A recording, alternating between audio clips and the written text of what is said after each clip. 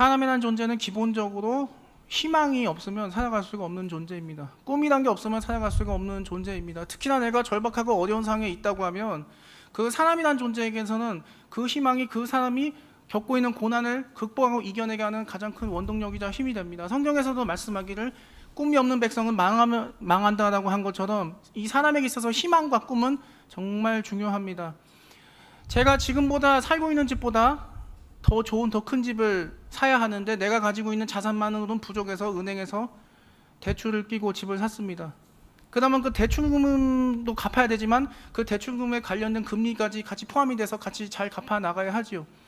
그런데 내가 그 대출금을 금리까지 합쳐서 잘 갚아 나가서 어려움 없이 잘 상환할 수 있다면 문제가 없겠지만, 만약에 그러지 못하고 내가 현재 하고 있는 일이나 사업이 너무나 어려워져서 폭망하게 되면, 폭삭 망하게 되면 결국 파산 신청을 할 수밖에 없는 것입니다. 근데 도저히 내가 갚을 수가 없어서 행정법원에 파산 신청을 하려고 해도 행정법원이 파산 절차에 대해서 굉장히 까다롭고 또 그렇게 잘 받아들여주지 않습니다. 왜 그런가 하면 파산하는 사람마다 다 받아주면 나라의 경제를 감당할 수가 없기 때문에 그렇습니다. 그렇게 어려운 상황이 있을 때 내가 이 어려움을 잘 극복할 수 있다, 나는 희망과 꿈, 그래서 이 희망과 꿈이 그 사람이 갖고 있냐 없느냐는 정말 중요한 얘기가 됩니다. 대한민국의 남자들은 울며 격자 먹기도 억지로 도살장에 속 끌려가듯이 그냥 군대를 억지로 갑니다. 이 병사도. 물론 이제 내가 별을 따서 대장군이 돼야 되겠다, 사성장군 포스타 대장이 돼야 되겠다 이렇게 꿈꾸는 이런 상관생도들이나 아니면은 이제 하사부터 시작해서 나 준위까지 달아야지 하고 생각하는 이제 부사관을 지망하는 그런 간부들의 얘기는 이제 다르겠습니다만, 대다수의 울며 겨자 먹기도 억지로 군복무하는 병사들 생활을 해야 되는 남성들 같은 경우는 그래도 그 군 생활을 버티면서 할 수 있는 것은 제대하는 날은 반드시 온다라는 희망이 있기 때문에 그렇습니다. 흔히 군대를 가면은 이제 저녁을 얼마 안 남은 곤참이 니네 제대하는 해 절대 안 온다 이러면서 막 장난으로 이렇게 너네 절대 제대하는 안 오니까 꿈도 꾸지 말고 장난을 하지만, 시간이 지나면 국방부 시계는 거꾸로 가도 돌아간다는 말처럼 제대한 날이 결국 반드시 오더라고 하는 것입니다. 또 자녀를 출산하기 위해 임신기간에 있는 산모들은 10달이 지나면 건강한 자녀를 볼 수 있을 것이라는 희망을 가지고 태교에 힘을 쓰고 또 자신의 몸 관리를 이렇게 열심히 하죠. 건강한 아이를 출산할 수 있다는 기쁨에 사로잡혀 있기 때문에 그렇습니다. 오늘의 본문을 살펴보시면 이사야를 통해서 하나님께서 말씀하시는 내용이 됩니다. 이제 이사야 선지자는 남유다와 북이스라엘 중에서 남유다에서 활동했던 선지자가 됩니다. 이사야라는 이름은 여호와는 나의 힘이시다라는 힘을 갖고 있고요. 이사야 선지자가 활동하던 이 시기는 이제 바벨론의 포로 시기였습니다. 이제 북이스라엘은 여호야긴 왕이 마지막으로서 이제 망했던 시기였습니다. 이제 남유다는 반대로 이제 이스라엘이 이집트 그리고 바벨론 사이에서 줄다리기를 하고 있던 시기였습니다. 남유다가 어느 쪽에 줄을 잘 서야지 우리가 이 나라를 유지할 수 있을까 하는 거예요. 이 강대국들 틈 사이에 끼어서 이렇게 고민하는 현재 우리의 모습과 참 닮아 있다, 다르지 않다는 것을 우리가 이렇게 볼 수가 있습니다. 그런 상황에 한참 있는데 이제 솔로몬의 타락으로 인해서 르호보암과 여로보암으로 인해서 북이스라엘과 남유다가 나뉘고, 그렇게 영적인 도덕적인 부패 상태를 반복했던 이 두 나라는 결국 바벨론에 의해서 멸망을 당하게 되는데, 이제 이 남유다에서 이사야가 활동하던 시절에 역시 남유다도 영적으로 굉장히 부패해 있었고 도덕적으로도 상당히 타락했던 상태에 있었다라고 하는 것입니다. 결국 그렇게 하다가 이제 바벨론에서 망해서 포로가 되고, 이제 이스라엘 백성들의 많은 사람들이 바벨론으로 포로로 끌려가게 되더라는 겁니다. 그렇게 바벨론에 포로로 끌려갔으니까 그 나라에 가서 억지로 적응을 하고 살아야 합니다. 억지로 적응하고 이제 살아야 하는데 그게 쉽지 않습니다. 내가 자발적으로 원해서 미국에 유학 가거나 이민을 간 것도 아니고, 설령 내가 자발적으로 원해서 해외 유학을 갔다고 하더라도 내가 해외 유학이나 이민을 간 나라의 법과 질서, 문화, 언어를 정말 열심히 익혀야 합니다. 그런데 법이라든가 질서, 문화, 관습, 풍습 이런 거는 그래도 시간이 지나면 적응을 충분히 할 수가 있습니다. 그런데 언어라고 하는 것은 내가 그 나라에 태어나서 자라지 않는 한은 내가 아무리 열심히 해도 완벽하게 그 네이티브 스피커들 같이 똑같이 잘할 수는 없습니다. 우리나라 가수 김조한이나 박정현이나 혹은 제시와 같이 미국에서 태어나지 않은 2세 친구들이 아무리 한국말 열심히 공부하고 한국에서 그렇게 오래 살고 연예인 활동을 해도 그 사람들의 한국어가 이 대한민국 땅에서 태어나서 자란 오리지널 신토부리 토종 한국 사람인 우리들과 똑같이 절대로 한국말을 할 수 없듯이 바로 이 시기에 바벨론의 포로로 끌려간 이스라엘 백성들 또한 마찬가지였다라고 하는 것입니다. 근데 문제가 그런 것도 문제가 있었지만 가장 큰 문제는 뭐냐? 자유를 억압당했다고 하는 사실이에요. 자유를 억압당하니까 마음대로 할 수 있는 게 없습니다. 히브리어 마음대로 쓸 수 없어요. 게다가 히브리어로 글자로 쓸 수도 없습니다. 게다가 제사, 우리로 치면 예배도 마음껏 하나님께 못 드려요. 그 바벨론이라는 나라는 세상에 하나님과는 전혀 거리감은 우상을 숨기는 나라입니다. 그러니까 그 나라의 풍습과 관습은 전부 우상과 관련된 하나님과 반대되는 그런 풍습과 문화들이었기 때문에 이 이스라엘 백성들 입장에서는 치욕이자 구욕이 아닐 수가 없었습니다. 그래도 살아야 하니 적응할 수밖에 없었습니다. 근데 아무리 내가 그 바벨론의 사람들이 있는 전통적인 복색과 의상을 갖추고 그 나라의 관습대로 행동을 하고 바벨론의 언어인 파르시 페르시아어를 말한다고 한들 이미 그 억양에서 아, 저놈은 유대인 포도로 끌려온 놈이다 하는 것을 그 사람들이 알 겁니다. 그러면 벌써 그걸 눈치채니까 이 바벨론 사람들은 차별 대우를 하게 돼요. 저놈 유대인이니까 저놈한테 잘해주지 마라. 그러니 얼마나 마음에 서럽고 차별을 겪으면서 살아야 했습니까? 1994년 남양주 천부산 지역에 천부산 민족기도원을 설립하신 우정재 권사님의 저서 주님의 신부로 행복했어요에서는 그분이 겪으셨던 일제시대를 이렇게 기록을 하고 있습니다. 초등학교에 다닐 때 일본 식민치하의 폭정과 엄격한 교육을 어렴풋이 기억난다. 학교에서는 일절 조선말을 사용하지 못하게 하였다. 매주 학생들에게 딱지를 7장씩 주었는데 무심결에 조선말이 튀어나오면 친구들이 딱지를 한 장씩 빼앗아 갔다. 그리고 한 주가 지난 후에 몇 장의 딱지를 가지고 있는지 선생님이 점검하였다.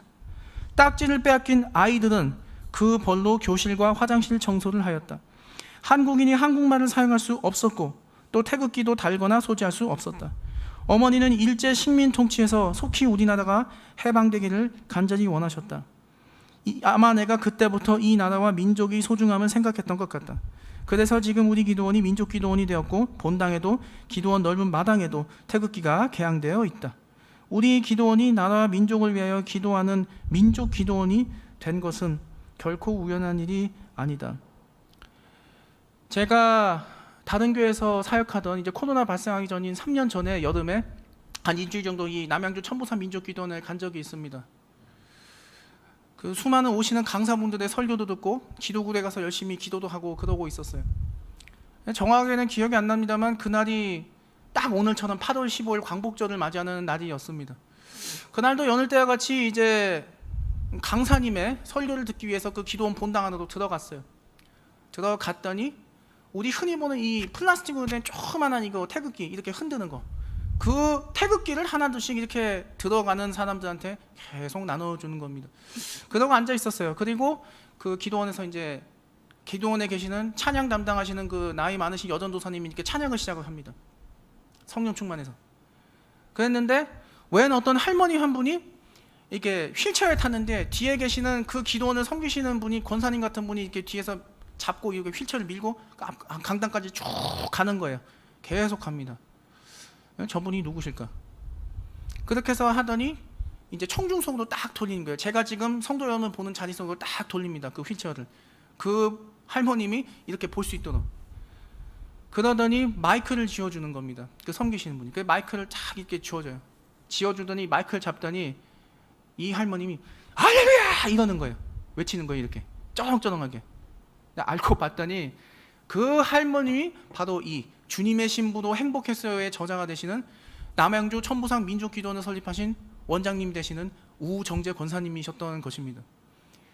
그러더니 이분이 마이크를 들고 얘기를 계속 하시는 거예요. 여기 계신 여러분은 나라 이룬 선움을 나처럼 겪어보지 못하면 정말 모릅니다. 나라를 잃어서 자유를 잃어버려서 조선말도 맘대로 못 쓰고 한글도 맘대로 못 쓰고 일본 사람들의 차별을 받아가면서 살아가는 그 자유가 없는 조국에서 산다는 그 비참함을 겪어보지 못한 이 여러분들은 모릅니다. 뭐 그런 말씀 하세요. 그러더니 이 마이크를 잡으시고 찬양을 부르세요. 근데 그 찬양이 찬송가가 아니라요. 뭘 부르신지 아세요? 우리가 알고 있는 사랑을 보며 세상을 볼 때 만족함이 없었네, 그 복음송을 부르시는 거예요. 제가 화들짝 놀랐습니다. 올해 90이 되신 걸로 알고 계십니다. 지금도 정정하세요. 제가 알고 있기로. 그 당시 이제 3년 전이니까 뭐 87, 87이셨는데 그 휠체어에 앉아서 87 되신 노인분이 이 마이크를 잡고 사랑을 보며 세상을 볼 때 그걸 부르시는데 가사는 안 틀리고 가사도 안 보시고 그냥 부르세요. 근데 얼마나 발음도 정확하신지 그냥 쩌렁쩌렁 부르는 겁니다. 아, 성령에 사로잡힌다는 게 저런 거구나 하는 걸 첫 번째 느꼈고, 정말 그분 말씀처럼 이 나라를 잃는 자유를 잃어버린다는 서름이 얼마나 큰 것인가, 그 소중함을 느끼게 되었습니다. 이 당시를 살아가던 이스라엘 백성들은요, 이 바벨론에서만 살았던 것이 아닙니다. 바벨론만 사는 게 아니라 그 주변 국가들로 다 퍼져나가면서 살았어요. 그러면은 그 주변 국가에서 사는 유대인들에게 당연히 그 주변 국가의 유대인들 사는 사람들은 야, 유대인들 쟤들 바벨론 포로되리라 이래서 당연히 또 차별과 멸시를 했을 거예요. 엄청나게. 그 차별과 멸시를 또다시 당하면서 그냥 2차, 3차 그냥 팩폭 당하면서 마음의 상처를 입으면서 그 사람들은 생활을 해야 됐던 것이죠. 우리나라도 마찬가지였습니다. 나라가 망한 후에 조선에서 독립운동하시던 분들이 일본 경찰의 압제에 못 이겨서 만주, 미국, 그 외에 수많은 중국 대륙들, 그리고 전 세계 중앙아시아, 카자흐스탄, 우즈베키스탄 이런 나라들로 다 퍼져나가서 독립운동을 전개를 하신 것은 압니다. 근데 그러다 보니까 우리가 알고 있는 홍범도 장군 같은 분도 나오셨고요. 백범 김구 선생님도 상하이에서 임시주석의 첫 주석을 지내셨습니다. 그렇게 나라 잃은 선움을 가지고 이렇게 살았습니다. 오늘은 사실 광복절이 아니고 내일이 77번째, 77번째 광복절을 맞이합니다. 물론 광복절 주일이라는 것은 원래 교회력에는 없습니다만, 이제 우리나라가 일본에 의해서 하나님이 미국을 사용하셔서 일본으로부터 독립을 했기 때문에 그것을 기념해서 광복절 주일로 이렇게 지내고 우리가 있습니다. 그리고 국내 당시에 남아있던 한국교회, 그리고 한국교회의 지도자들, 한국교회 성도들 열심히 기도했습니다. 주님, 이 나라 조선의 독립을 허락해 주십시오. 빨리 일본의 일제 치하로부터 벗어나서 자유롭게 예배드리고 찬양하고 그 자유를 다시금 누릴 수 있게 해 주십시오. 그렇게 열심히 기도했습니다. 그러다 보니 당시에 일본 헌병대와 일본 경찰은 한국교회 지도자들을, 그리고 한국교회 성도들을 무차별로 잡아다가 모진 고문을 가했습니다. 덕분에 이제 손양원 목사님 같은, 뭐 주기천 목사님 같은 그런 분들, 돌아가신 분들 계시죠. 정말 한국교회의 정말 성자라고 불렸던 김익두 목사님 같은 분들, 이성복 목사님 같은 이런 분들, 그런 분들이 정말 순교의 피를 많이 흘리셨습니다. 근데 대부분의 이제 한국교회 당시의 지도자들, 성도님들, 그리고 이제 한국교회는 이렇게 순교를 각오하면서까지 신사참배를 거부하고 신앙을 지키고 이민족의 독립을 위해서 기도를 했지만, 안타깝게도 일부 교회 지도자들, 일부 성도들, 일부 교회는 신사참배를 먼저 하고 예배드린 교회와 성도들, 지도자들도 있었다는 사실입니다.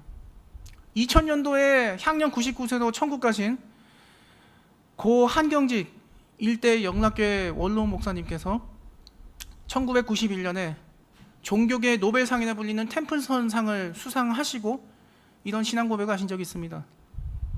나는 이 자리에 설 자격이 없는 죄인입니다. 당시 대다수 한국교회와 한국교회의 성도들과 지도자들은 그런 일본 경찰의 헌병대의 고문을 받으면서 순교까지 해가면서 신앙을 지켜가면서 신사참배를 거부하고 신앙생활을 하면서 민족의 독립에 위해서 기도했는데, 나는 일부 신사참배를 먼저 하고 예배를 드린 사람 중에 한 사람입니다. 일본 경찰과 일본의 헌병대가 휘둘리는 일본도의 그 날이 서슬퍼렇게 서 있는 칼날이 무서워서, 그 협박이 무서워서, 그 고문의 협박이 무서워서 저 신사참배 먼저 하고 하나님 앞에 예배드렸습니다. 이 죄인을 불쌍히 여기시고 내 죄를 이렇게 고백하고 하나님과 한국교회에 사죄합니다 라고 이렇게 고백을 해서 한국교회 전체와 세계 개신교회 파장을 일으켰던 적이 있었습니다. 여하튼 그러한 어려운 상황을 겪고 있는 가운데서도 당시에 한국교회는 열심히 기도하고 울부짖었습니다.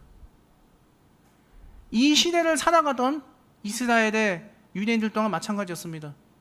하나님, 언제까지 우리가 이 포도 생활을 해야 합니까?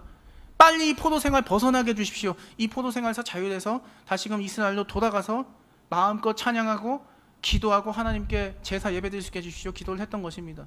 마찬가지로 우리 민족의 한국 교회가, 한국의 성도들과 지도자들이 그렇게 열심히 민족의 독립을 위해서 기도하고 기도한 결과 결국 1945년 8월 15일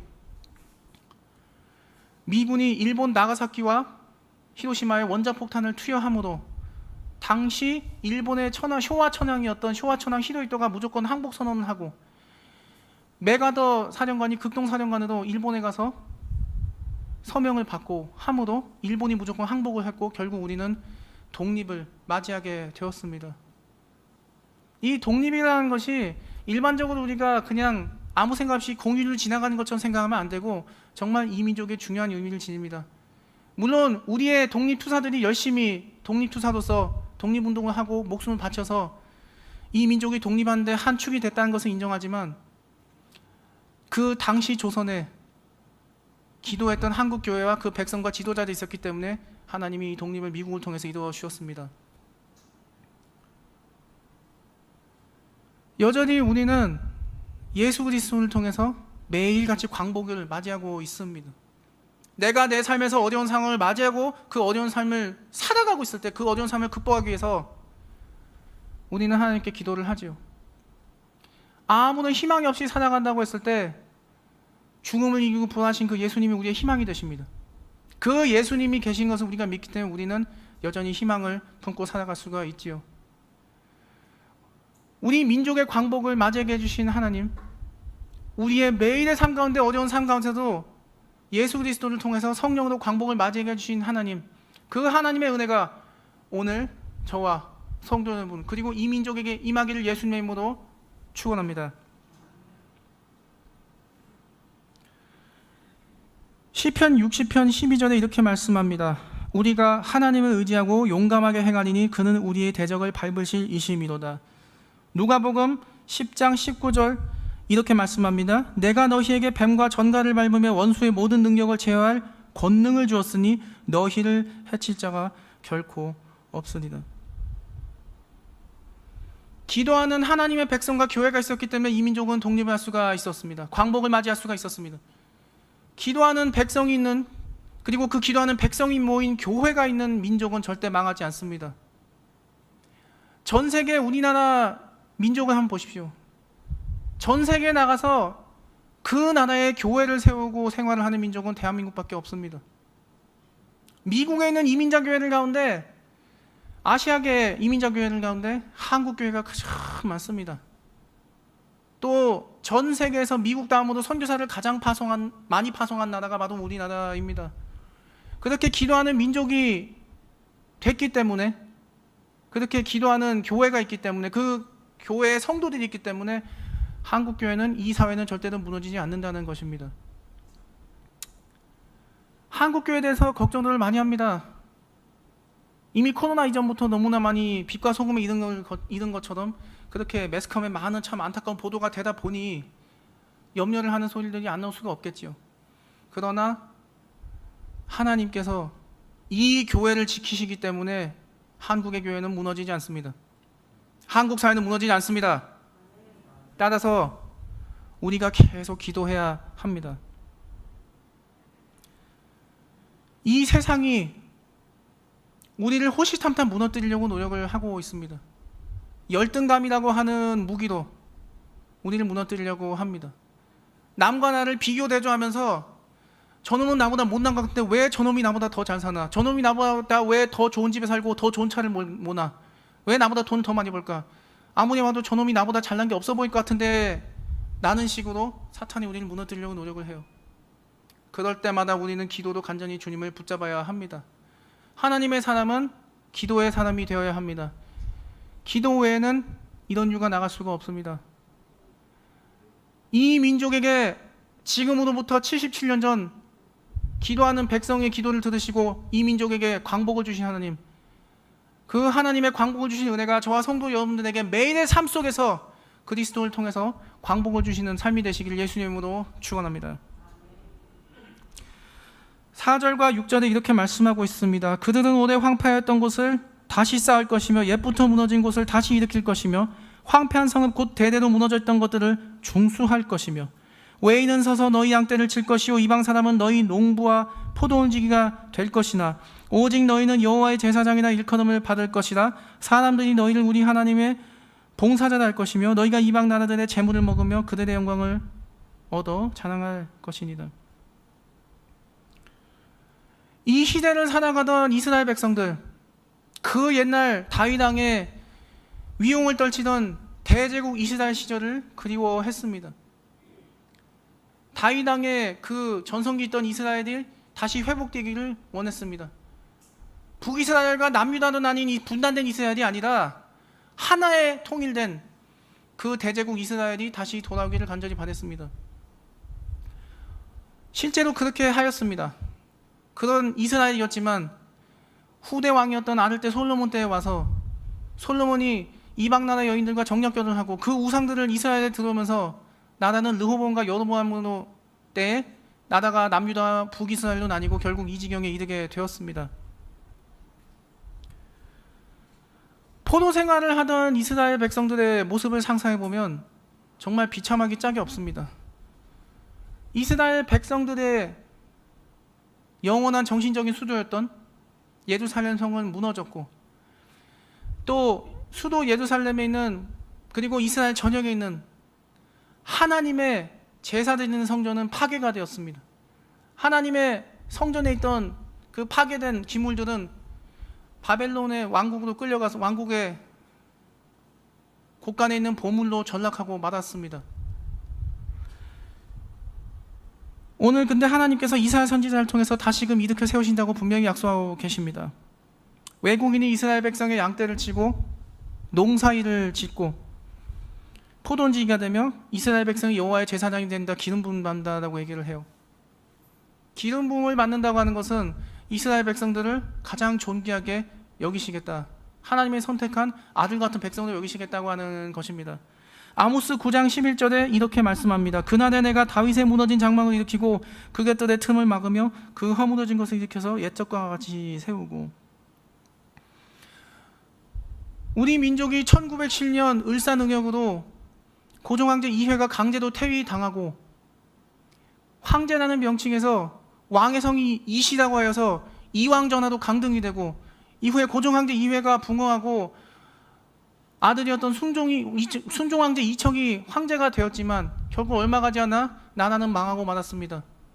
임진왜란으로 인해서 불이 탔던 경복궁을 근 200년간 300년간 수리를 못하다가 고종황제 이회의 아버지가 되었던 흥선대원군 이하왕이 무리하게 원납전과 당백전을 발행을 해서 조선 초기 정도전이 세웠던 경복궁과는 비교가 안 되는 화려한 위용을 자랑하는 경복궁을 세웠으나 국가의 국권이 피탈당하고 나서 원래 경복궁의 정문 중 하나였던 근정문과 홍대문이 박살이 나고 일부러 측을 억지로 비틀어서 튼튼한 조선 총독부 건물이 들어서게 됩니다. 1945년 8월 15일 독립하고 나서도 바로 6.25 전쟁이 터지고 이후 나라가 가난해서 몇 번이고 그 구 조선 총독부 건물을 헐려고 하였지만 헐지 못했고, 결국 중앙청 건물과 국회의사당으로 1973년 여의도의 국회의사당이 서기 전까지 사용되다가 이후 국립중앙박물관으로 사용이 되었습니다. 일본의 한 정치가가 일본의 식민지배로 한국이 잘 살게 되었다는 망언을 하자 결국 1995년 김영삼 정부에 와서야 이 구조선 총독부 건물이 헐리게 되었습니다. 지금 이 구조선 총독부 건물의 첨탑은 천안에 있는 독립기념관에 아무도 못 알아보는 허름한 외부에 방치가 되어 있습니다. 여전히 경복궁이 복원 중이고 아직도 제대로 거의 원래 모습과 가깝게 복원하기 위해서는 아직도 30-40년이 더 걸린다고 이야기를 하고 있습니다. 하나님께서 그렇게 하시던 이 이스라엘 민족도 마찬가지였습니다. 예루살렘의 성전이 무너지고 예루살렘의 모든 하나님의 성전도 무너졌고 또 모든 것이 무너졌는데 하나님이 예수 그리스도를 통해서 다윗을 통해서 다시 세우시겠다는 겁니다. 물리적으로 무너진 건물만 세우신 것이 아니고 그 무너진 삶을 다시금 일으키시겠다고 약속을 하고 계신 것입니다. 그렇게 세월이 흘러서 우리나라를 살펴보면 우리나라가 지금 얼마나 발전했는지 모릅니다. 세계 11대 교육국이 됐고요. 과거 80년대만 해도 일본의 위용이 전 세계를 자랑했습니다. 이제는 일본이 미국을 제치고 이제 일본이 하는 모든 것이 전 세계의 표준이 될 것이라는 예상까지 나왔지만 결국 그렇게 되지 못했습니다. 오히려 잃어버린 30년이라는 경기 침체를 여전히 겪고 있습니다. 그때마도 그러다 보니까 우리나라는 우리나라가 과연 일본을 극복할 수 있을까라는 의문을 가졌습니다. 지금 우리나라를 한번 살펴보시죠. BTS를 포함한 한류가 전 세계를 강타하고 있습니다. 여전히 일본의 경제 자체는 규모가 우리보다 훨씬 더 크지만 세부적인 내용들을 살펴보면 우리가 일본을 추월했고 또 전 세계가 우리나라를 배우기 위해서 노력하는 것들이 얼마나 많아졌습니까? 과연 상상이나 했겠습니까? 아무것도 상상하지 못했어요. 이것은 모두 다 바로 하나님의 은혜입니다. 이 나라를 위해서 이 민족을 위해서 기도하는 성도들과 그 성도들이 모인 교회가 있기 때문에 하나님이 그렇게 세우셨다는 사실입니다. 하나님의 능하신 손이 붙드는 민족 그리고 하나님의 능하신 손이 붙드는 개인은 절대로 망하지 않습니다. 하나님이 붙드시기 때문에 절대로 무너지지 않아요. 무너질 수 없습니다. 전에 말씀드렸던 것처럼 저는 2012년부터 2015년 1월 22일까지 미국에서 유학생활을 했습니다. 제가 미국에서 섬기던 교회는 그 담임 목사님이 일본 선교사를 하시다가 미국에 유학을 가셨다가 그곳에 담임 목사님 되신 목사님이십니다. 3년 전에 한국에 나오셨을 때 코로나가 되기 전에 잠깐 한국에서 뵀었습니다. 그 당시에 미국 시민권자가 되셨다고 말씀하시면서 우리가 알고 있는 이제 미국 독수리 요건 저한테 보여주신 게 기억이 납니다. 근데 제가 이제 유학생 하던 때는 아직 영주권 받고 계시던 때입니다. 그 교회는 이제 선교사님이 일본 선교사 하셨던 목사님께서 담임 목사를 하시다 보니까 8월 15일 광복절 주일이나 8월 15일이 되면 항상 일본인 목사님을 초청을 해서 이렇게 통역 설교하는 그런 전통을 이분이 세우셨어요. 제가 세 분의 일본인 목사님이 그 8.15 광복절 기념해서 설교하신 거를 이제 들었는데 가장 인상 깊은 분이 한 분이 있었습니다. 그때가 2014년도 여름이었습니다. 그 일본인 목사님의 이름은 기타노 미노루라는 목사님이셨습니다. 이분은 저희 교단 소속의 신학교인 총신대학교 신학대학원에서 유학생활을 하셔서 목사 안수를 받으셨습니다. 이제 미국에 오신 이유는 저처럼 미국 유학생활을 하기 위해서 미국에 오신 게 아니고 이제 미국에 있는 일본인 이민자들을 위한 교회를 세워서 일본인 이민자들 목회를 하겠다고 해서 이제 일본에 이민 오셨던 목사님입니다. 근데 이 목사님이요 부인이 한국 분이세요. 그리고 한국말을 정말 잘하셨습니다. 본인이 일본인이라는 것을 밝히지 않으면 모를 정도로 유창한 한국어 발음으로 한국어를 이제 하시는 그런 분이셨는데 이분이 그날 2015년 8월 15일 그 교회에서 설교를 하세요. 설교를 하시는 도중에 이런 내용을 하신 겁니다. 저는 일본에서 살 때 제1교포분들도 많이 만나봤습니다. 그분들 통해서 일본이 당시에 식민지 조선에 어떠한 만행을 저질렀고 가혹한 짓을 저질렀는지를 배웠습니다. 한국에서 유학하던 시절에는 매주 일본 대사관에 가서 위안부 할머니들을 위한 집회하는 곳에 참석해서 같이 일본 정부가 사죄하라고 목소리를 높이기도 했습니다. 이러면서 광복절을 맞이해서 축하드립니다 하는 겁니다. 그런데 이분이 갑자기 이 강대상 옆으로 가는 거예요. 이 강대상 옆으로 가더니 이게 넙죽절을 해요. 이 맨바닥에 이 지저분한 바닥에 절을 하신 거예요. 그러더니 이분이 이러신 겁니다. 정말 너무너무 죄송합니다. 내가 일본의 천황이나 일본의 총리나 내가 이토 히로부미 같은 당시 식민지 조선에 악랄한 짓을 저질렀던 그 일본 정치가는 아니지만 내가 그들을 대신해서 우리 조상, 일본인 조상들이 한민족에게 저지른 그 일제시대 만행을 제가 대신 사과드리겠습니다. 정말 죄송합니다라고 그냥 여기서 이렇게 넙죽 엎드려서 절을 한 상태에서 그 말을 하는 거예요. 이제 통역 설교를 하시고. 그랬더니 거기가 이제 이민자 교회다 보니까 이제 뭐 영어를 그렇게 잘하시는 건 아니지만 1세대 이민자분들이 많으니까. 그랬더니 이민자분들이 그러신 거예요. 아, 그러지 마세요. 오노 절대 안 돼요. 그러지 마세요. 그러면서 막 하는 겁니다.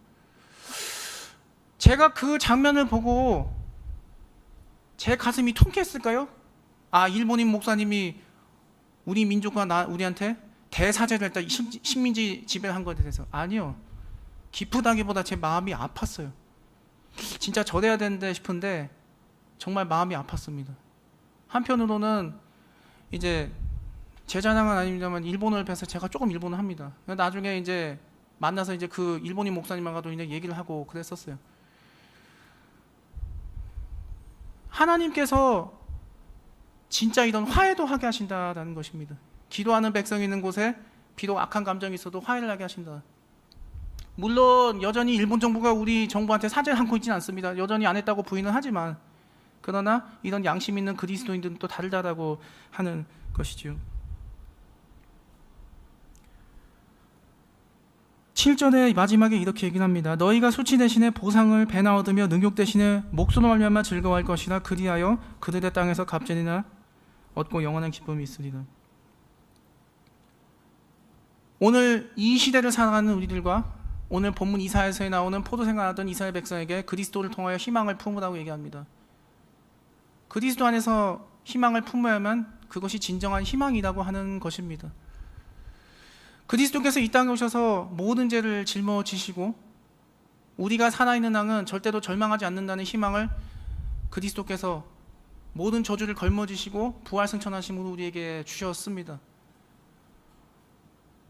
이 세상에서 우리가 여전히 살아가기 때문에 우리는 기쁜 광복의 순간을 우리 개인적으로 맞이를 하다가도 또 절망에 빠지기도 합니다.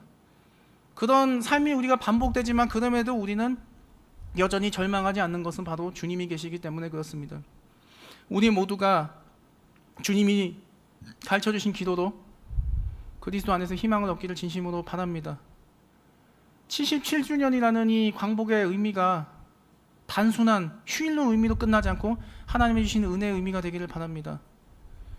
오늘 이 민족에게 광복의 은혜를 주신 하나님, 저와 성도 여러분들의 삶의 가운데서도 그리스도의 은혜로, 그리스도의 성령으로 매일매일의 삶 속에서 광복의 축복의 은혜를 주시는, 그리고 그 축복과 광복을 늘 체험하시면서 사시는 성도 여러분들 되시기를 예수님의 이름으로 축원합니다. 기도하겠습니다.